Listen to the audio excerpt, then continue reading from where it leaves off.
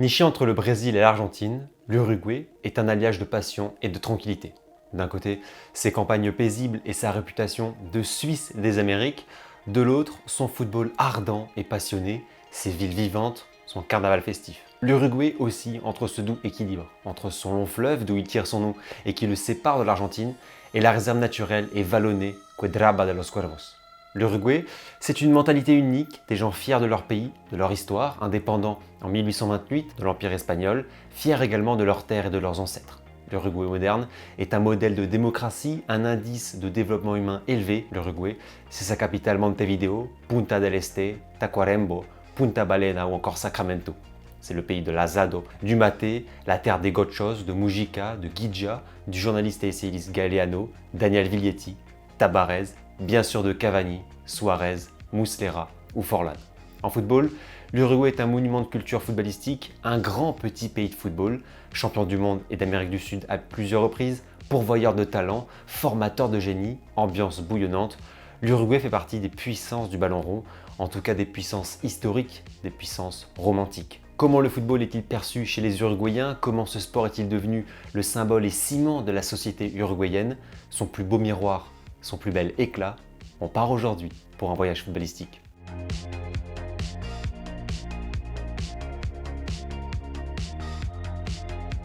Salut tout le monde, c'est Valentin de l'Arena Foot, j'espère que vous allez bien. Très heureux de vous revoir pour le 4e épisode de notre série Zoom sur le foot, une série que j'aime beaucoup faire et que vous aimez aussi, donc n'hésitez pas à soutenir la chaîne, liker la vidéo, vous abonner et activer la cloche si ça vous plaît, ça me fait en tout cas super plaisir. On est parti, comme vous l'avez vu à l'intro, sur l'Uruguay, premier pays d'Amérique du Sud de la série, et j'ai envie de dire que c'est difficile de faire mieux en termes de passion et d'importance niveau football. C'est le sport numéro 1 de loin devant les autres, même si le rugby par exemple se développe bien, et que puisque le pays sera représenté à la Coupe du Monde 2023 qui se déroulera en France.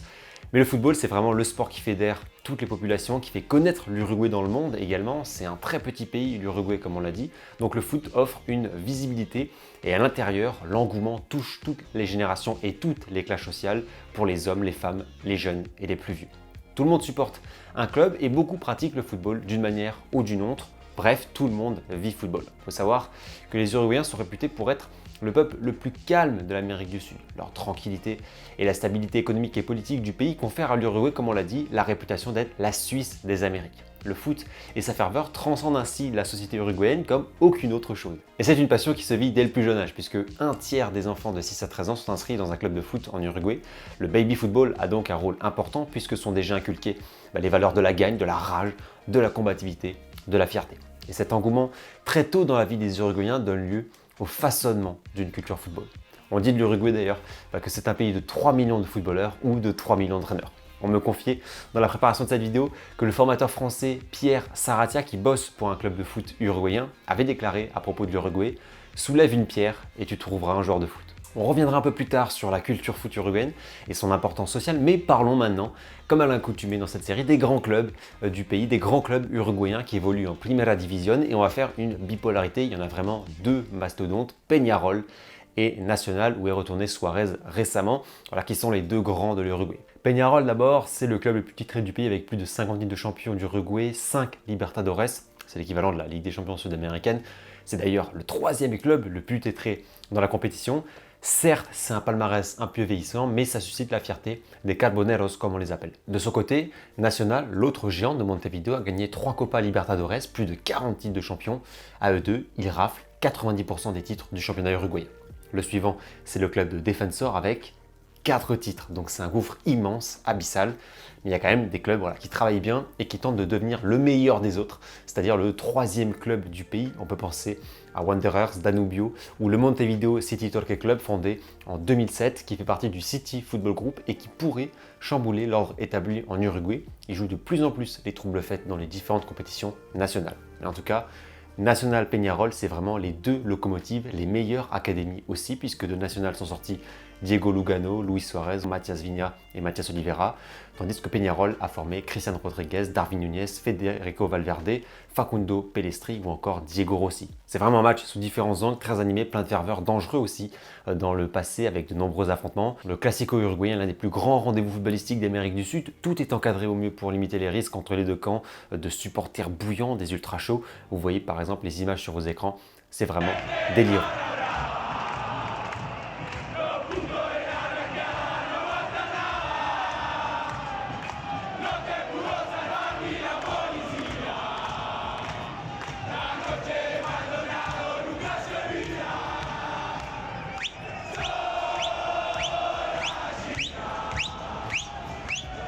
Les clubs uruguayens sont donc historiquement des clubs très importants dans le continent sud-américain, même si malheureusement depuis des décennies, il n'y a plus de titres continentaux. C'est un palmarès très vieillissant puisque le dernier titre uruguayen en Copa Libertadores remonte à 1988 et la dernière finale à 2011. Il n'en demeure pas moins que l'Uruguay est une terre de football sacrée avec une formation et une culture football remarquable. D'abord, une formation tellement riche pour un petit pays de 3 millions d'habitants. Ça rappelle un peu ce qu'on a vu lors du dernier épisode sur la Croatie. Il y a un attachement fort au maillot et une telle ferveur dans le foot, ce qui incite les jeunes à jouer, à progresser et à s'inspirer. Et surtout, il y a des formateurs de qualité. Il y a des personnes comme le maestro et légendaire ex-sélectionneur Oscar Tabarez qui ont fait un bien fou au foot uruguayen. Tabarez a beaucoup aidé au développement des dernières générations de footballeurs uruguayens. Il s'est assuré que chaque joueur des sélections nationales de jeunes ait de quoi s'imposer en Europe. C'est pourquoi il a par exemple instauré des cours de langue pour que les joueurs s'acclimatent vite à la vie européenne. Il a ainsi, avec l'aide de son staff et de la Fédé, structuré le foot uruguayen à de nombreux échelons en mettant en avant une forte identité uruguayenne et un style de jeu bien précis. Il y a aussi une vraie culture foot, notamment permise par la formation justement, puisque il y a des connexions logiques. Par exemple, avec le baby football dont on a parlé, on enseigne l'importance du jeu, la fierté, la combativité et puis l'agressivité dans le jeu. Les contacts sont autorisés dès le plus jeune âge, tacle y compris. C'est l'apprentissage de la mentalité footballistique uruguayenne qu'on appelle garra charrua, le fait de tout donner sur le terrain, d'être hargneux, concentré, discipliné, déterminé, et qui fait référence au peuple autochtone des Indiens charrois qui occupaient le territoire national et qui étaient réputés pour leur courage et leur caractère de teigneux. Moi, quand j'entends parler de cette fameuse garra, je pense à Diego Godín et Jiménez. C'est vraiment pour moi des symboles. Luis Suarez aussi parle de cette culture qui ne forge pas que des joueurs de football, mais bien des hommes qui n'ont eu pour la plupart que le football pour sortir de situations difficiles. Cette culture foot, elle a aussi l'avantage de se diffuser dans tout le pays, notamment grâce à la géographie. Certes, tous les grands clubs viennent de Montevideo, grande métropole peuplée, la capitale du pays, mais l'intérieur du pays, qu'on appelle l'intérieur, ça fait référence aux terres, aux campagnes, est très propice à la pratique du football, puisque c'est un immense plateau d'herbe. Suarez, Cavani, Jiménez, Godín, Bentancur, Stuani, Torreira, Nández et Vecino, tous viennent de l'intérieur. C'est un sacré vivier pour l'équipe nationale. Et c'est notre point suivant, la Céleste, l'équipe nationale uruguayenne. L'engouement pour la sélection est énorme et l'histoire y est pour beaucoup. 15 titres de Copa América pour l'Uruguay, dont 7 gagnés chez elle à domicile, les 7 fois qu'elle a organisé la compétition, mais surtout 2 Coupes du Monde pour un si petit pays, c'est incroyable, et pas n'importe lesquelles bien sûr, la toute première de l'histoire en 1930, remportée chez elle au Centenario, et celle de 1950 avec le fameux épisode du Maracanazo en finale contre le Brésil, considéré comme le plus grand cataclysme de l'histoire du Brésil et à l'inverse, le plus grand monument de l'histoire footballistique uruguayenne. Bref, l'Uruguay c'est véritablement une histoire incroyable du foot mondial, un grand palmarès, mais là encore, le dernier titre est un peu vieillissant puisqu'il remonte à 2011. Entre 1916 et 1930, l'Uruguay remporte 5 Copa América, 2 Coupes du Monde et 2 médailles d'or au JO. C'est simple, c'est la meilleure équipe du monde au début du XXe siècle. Après, on peut dire que c'est une équipe qui va fonctionner avec des cycles. Années 20 triomphantes, comme les années 50 et 80, puis plus rien dans les années 70, 90, peu de Coupes du Monde disputées, avant de revenir en force dans les années 2010 avec bien sûr ce parcours fou en Coupe du Monde en Afrique du Sud avec Diego Forlán et sa compétition de rêve, les jeunes Suarez et Cavani, Lugano ou Pereira, les matchs fous contre le Ghana, les Pays-Bas ou l'Allemagne, bref, une compétition merveilleuse que l'Uruguay ponctue à la 4e place, meilleur résultat depuis 1954. Il y a aussi une Copa América remportée en 2011, on en a parlé, et puis les Coupes du Monde 2014 et 2018, plutôt bien gérées avec un 8e en 2014, un quart en 2018 perdu contre le futur champion du monde. Ces dernières années, la Céleste s'est réaffirmée sur la scène footballistique mondiale, mais 2022 va marquer la fin d'un cycle qui aura fait rêver des millions d'Uruguayens. La fin des Cavani, Suarez, Godín, Muslera, Cáceres, une fin qui a déjà commencé ou qui ira à son terme après le Qatar. Une autre arrive, une nouvelle ère emmenée par Darwin Núñez, Pellistri, Bentancur, Valverde, Viña, Arroyo, Diego Rossi, Torreira. À voir si cette nouvelle génération permettra aux Uruguayens de retrouver les sommets. Dernier point de notre vidéo, c'est l'influence politique et sociale du football uruguayen. Car en effet, le lien est poreux entre politique, société uruguayenne et football. Dès 1904, le gouvernement, voyant que le foot traverse toutes les classes sociales de la société uruguayenne, commence à directement financer la sélection. La victoire en Coupe du Monde en 1930 vient aussi célébrer le centenaire du serment de la Constitution de 1830 qui mettait en place la première vraie constitution du pays et du nouvel État souverain. Il faut comprendre que les Uruguayens sont très fiers de leur démocratie et qu'ils l'associent facilement à l'équipe nationale. Le football, dans sa mentalité uruguayenne, c'est-à-dire l'esprit collectif supérieur aux individualités, devient ainsi une sorte de symbole de la politique du pays, les joueurs étant vus comme des citoyens qui agissent pour le bien commun de la patrie. Dans les années 50, le succès incroyable en Coupe du Monde contre le Brésil au Maracanã devant plus de 100 000 personnes devient le fer de lance de l'identité uruguayenne et du nationalisme sportif. Ce mythe est raconté, véhiculé dans toutes les tranches de la population, revendiqué par le pouvoir uruguayen. Dans un livre paru en 2010, le sociologue Cristian Manero nous dit: le football se dresse pour le cas uruguayen dans un grand générateur de diverses représentations collectives et il reste un élément privilégié dans la formation de l'identité nationale. On a ainsi cet exemple, un pays grandement influencé culturellement et historiquement par le sport, en l'occurrence le football. On a encore d'autres exemples liés en politique et foot comme des ministres et sénateurs qui militent pour le retour de Suarez au national, parfois en partageant cette pépé Twitter, ou encore des programmes de jeunes footballeurs comme Gol al Futuro, développé en 2009, qui permet de professionnaliser les jeunes talents du pays et ou de trouver des solutions aux jeunes qui échouent malheureusement à faire carrière dans le foot. Enfin, le ballon rond est aussi un grand élément de visibilité internationale et on sait très bien, comme pour la Croatie, que le foot a grandement placé l'Uruguay sur la carte mondiale.